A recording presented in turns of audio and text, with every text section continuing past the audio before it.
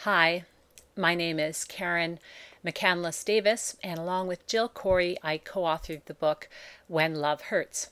Together we're creating this video series. In our last video, we talked about the pattern that is present in abusive men's behavior. This time we're asking the question, what is it like to live with an abusive man? Hopefully you'll remember from last video the cycle of abuse. This is the cycle. It's his behavior. It begins with more positive looking behavior. He presents himself to be kind, thoughtful, generous. Then the behavior moves on to tension. He may be moody, hostile. Typically women describe their partners as being very critical during tension building. And then there's an explosion of some sort. Name calling, yelling, throwing things, making threats. So let's think for a moment about what it must be like for a woman to live with a man whose behavior follows this pattern. When he's in honeymoon, he's telling her that she's beautiful and he couldn't live without her. But when he's exploding, he tells her that she's fat and ugly and that everyone thinks she's stupid. Can you imagine living with that? Some women have described it as trying to live with Jekyll and Hyde. The man's behavior is always changing and it's unpredictable. All of this is really exhausting for the woman, and it's also very, very confusing. Let's break this down a little bit more and look at what's happening to the woman in each phase of the cycle. The cycle begins with honeymoon behavior. It's that more positive behavior that he presents in the beginning. He seems attentive, affectionate, helpful.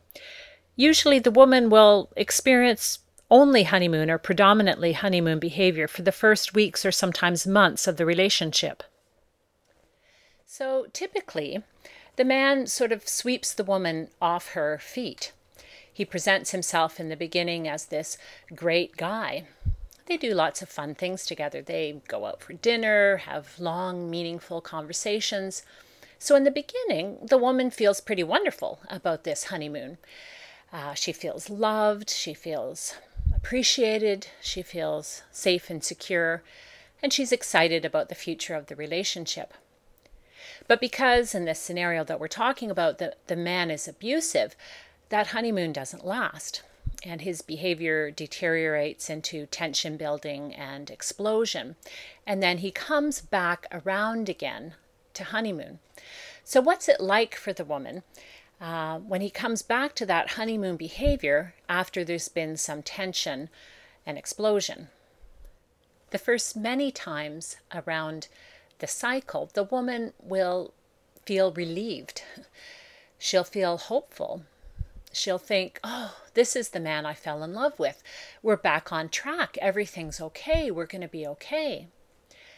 During the honeymoon, the man might apologize for his behavior. He might promise to never do that again. And the woman takes that promise at face value.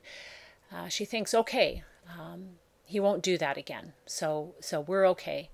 And the woman reinvests in the relationship.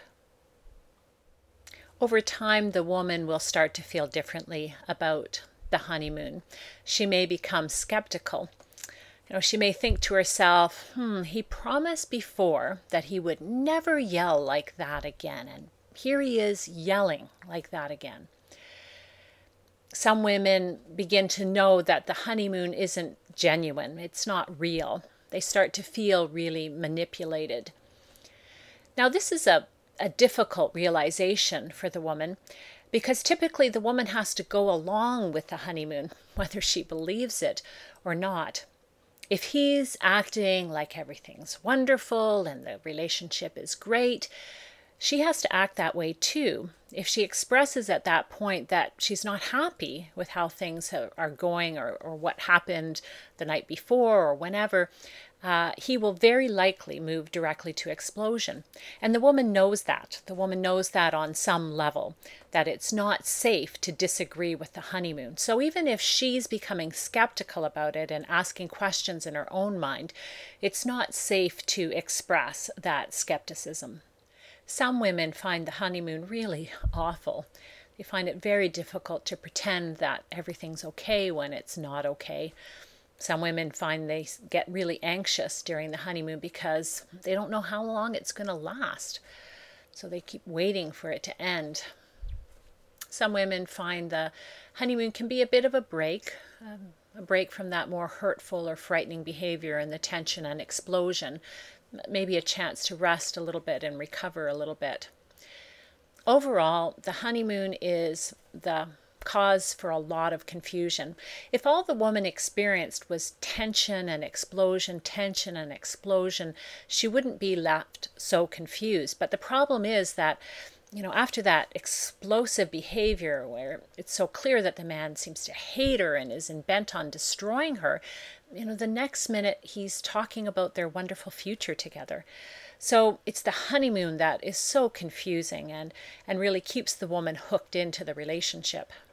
So we've talked about how the woman can feel a whole range of emotions when the man is in the honeymoon, everything from feeling hopeful to feeling dread and despair. Let's think now for a moment about what's happening for the woman during the tension phase of the cycle. The man's doing a lot to create tension in the relationship, and so probably the woman is working really hard to try to keep the peace. She's trying to keep the kids quiet. She's trying to accommodate all his demands. She's doing whatever she can to try to not rock the boat. She's probably also feeling a lot of anxiety. The man is building the tension, and she's feeling that in her body. She may feel a knot in her stomach or pain in her chest. Some women, unfortunately, judge themselves during the honeymoon phase of the cycle. They feel stupid for having, fallen for the honeymoon. Women overall tell us that they have to be really hypervigilant during the tension phase of the cycle. They do everything they can to try to stay emotionally and physically safe. All of this is exhausting. But no matter what the woman does, no matter how much she tries to accommodate him or agree with him, he will eventually move the cycle on to the explosion. So what's happening for the woman during the explosion? Well, the explosion is really scary. So women tend to be focusing on protecting themselves or their children. Some women tell us that they become very quiet, very small. They sort of try to disappear and just ride out this explosion. Some women tell us that they get angry. They're angry at the injustice of the situation. They're angry about the lies that are being said about them. And so some women yell or swear or even hit their partners. All of this in response to the abuse. In a nutshell, in the explosion, women get hurt. They get hurt emotionally or physically, and the explosion is really scary. What's it like to live with a man who's abusive? Well, it's pretty crazy making to live with someone who can be so hateful and vicious, but also says that he loves you. It's also really stressful because the man's behavior is completely unpredictable. The woman never knows where in the cycle he's going to be. The overall impact on women is that it leaves them exhausted. A woman will feel like she's just barely surviving, just keeping her head above water.